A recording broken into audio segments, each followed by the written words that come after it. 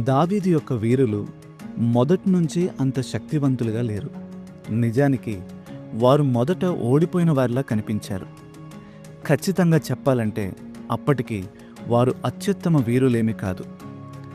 Bible ప్రకారం వారు దావీదు వద్దకు వచ్చేసరికి వారి పరిస్థితి ఎలా ఉందంటే, తీవ్ర ఇబ్బందులు పడుతూ ఎంతో అసంతృప్తితో అప్పుల్లో కూరుకుపోయి నెమ్మది లేకుండా ఉన్నారు. అదుల్లాము గుహలో దావీదుతో వారు చేరేటప్పటికీ యుద్ధంలో వీరత్వం చూపించేంత సామర్థ్యం వారిలో మనకి కనిపించదు.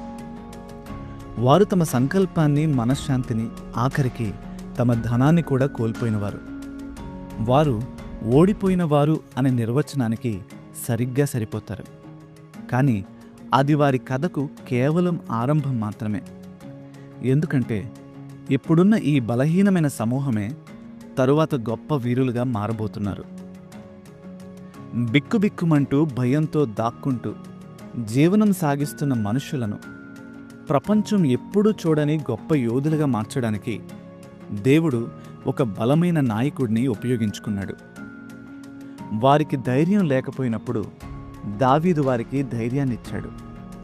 దావీదు వారికి ఒక ఉదాహరణగా ఉండడం ద్వారా వారు తమ అసంతృప్తిని భక్తిగా, తమ బాధను దృఢ నిశ్చయంగా, తమ రుణాన్ని కర్తవ్యంగా మార్పు చేసుకున్నారు.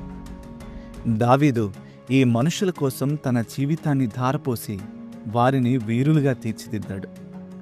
ఈ కారణంగా దావీదు యొక్క వీరులు తమ ప్రాణాలు కూడా కోల్పోయే ప్రమాదం ఉన్నప్పటికీ తమ నాయకుని కోసం ఎంతో అంకిత భావంతో పనిచేశారు. తమలో ఎవరూ చూడని గొప్పతనాన్ని దావీదు గుర్తించి ప్రోత్సహించినందుకు వారు ఎప్పుడూ అతనికి కృతజ్ఞత కలిగి ఉన్నారు. దావీదు లాంటి నిజమైన నాయకులు వ్యక్తుల పరిస్థితులను దాటి వారిలో అంతర్లీనంగా దాగి ఉన్న సామర్థ్యాన్ని గుర్తించగలుగుతారు. బైబిల్ ఇన్ఫ్లుయెన్సర్స్ అనే సిరీస్ మీకు ఆశీర్వాదకరంగా ఉంటే మా ఈ ప్రయత్నానికి లైక్, షేర్ అండ్ సబ్స్క్రైబ్ చేసి మమ్మల్ని ప్రోత్సహించండి. మరొక కొత్త బైబిల్ ఇన్ఫ్లుయెన్సర్తో మీ ముందుకు వస్తాం. Until then, God bless you.